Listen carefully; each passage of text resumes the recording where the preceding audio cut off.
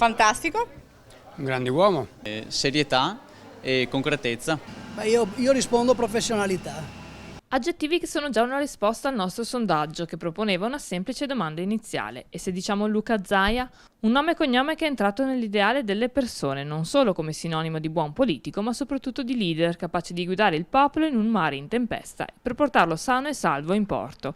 Così ecco la spontaneità dei trevigiani che ci spiega perché alla fine oggi Luca Zaia è un leader indiscusso. Mi sembra che l'impegno è evidente e il piacere nel farlo anche.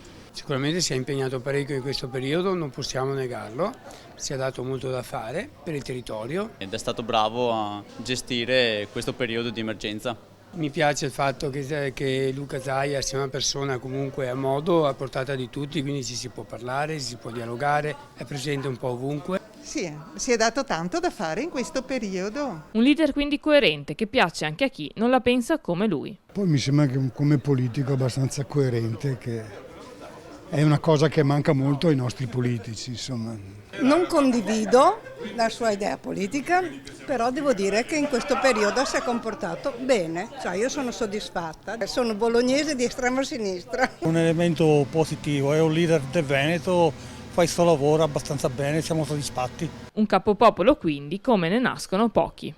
Luca Zaia fa parte del nostro popolo, è uno di noi e noi siamo con lui.